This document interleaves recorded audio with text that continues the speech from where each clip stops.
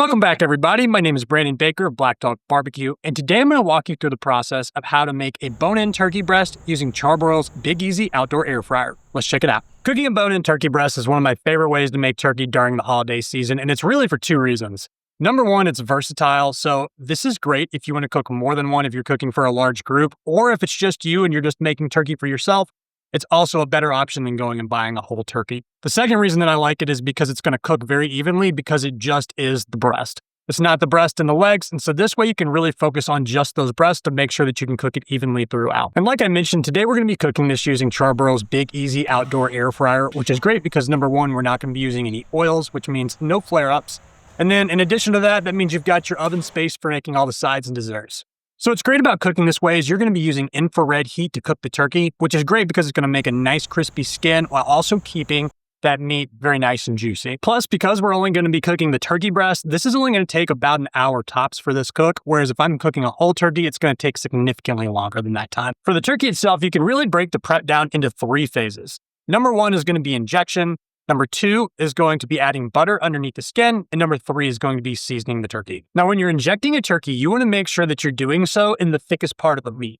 I always like to do it about 1 inch apart and make sure that I get all of that turkey breast covered to make sure it's going to be nice and juicy when it's done cooking. Now, if you don't have a way to inject the turkey, or if you just want to go a different option, brining is always a great way to go. And specifically with turkey, I'm going to do wet brining. So with a turkey breast like this, that's only about 2.5 pounds, brining for 3 to 4 hours is perfectly fine if you wanted to do so, or you could do it overnight if you really wanted to let that flavor sink in for a little bit longer period of time. If you do want to go that route, the typical ratio that you can start with and build on is going to be using 1 cup of salt to a gallon of water, plus 1/2 cup of sugar if you want to make it a little bit sweeter. You'll simply combine all 3 of those ingredients in a pot, bring it to a boil so all of those ingredients can dissolve, and then let it cool before dropping your turkey in to brine overnight. But again, I'll be injecting mine today, which is quicker and easier if you do have the equipment to do so. The second part of that prep phase is going to be putting butter underneath the skin of the turkey breast. I will tell you, this is messy, so make sure you have some gloves on hand to do this. I literally just ran out of mine at home, so it's going to be a mess. I've got plenty of paper towels around me to make sure that I can clean up. But if you do have some black nitrile gloves that are food safe, definitely make sure that you use those because it'll make this process a lot easier.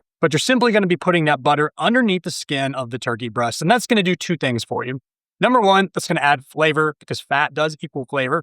The other part of that is it's also going to help to brown the skin because that butter, as it melts, is going to help it crisp up and give it some great color during the cooking process. The last thing I'll be doing to get that turkey ready for the cooking process today is seasoning it up. You can go a lot of different ways with how you season a turkey. I prefer more of a Creole style rub, but the biggest thing that you want to make sure that you have is some sort of rub that's got salt in there because that's going to help draw out the moisture in the skin, which is going to help crisp it up. Besides that, it's just about flavor profile and what you like. So now that the turkey is prepped and ready to go, we're going to drop it in the Big Easy Outdoor Air Fryer.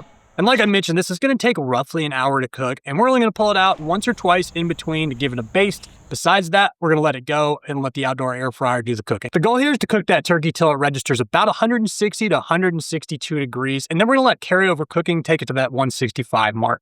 The problem with turkey breasts and poultry in general is that if you could take it all the way up to 165, it's very likely to overcook because that carryover cooking is going to take it beyond that after you've taken it off of whatever cooking service it is that you're using. At that point, you'll let the turkey rest for just a few minutes, just long enough for those juices to get retained back into the meat of that turkey, and then you'll be ready to slice it up and serve. And that is exactly how I make my bone-in turkey breast using the Big Easy Outdoor Air Fryer. If you enjoyed this video, make sure to give it a like and subscribe to the channel if you haven't already, and make sure to keep following along as we put out more how-to and recipe-style videos. And until next time, happy grilling.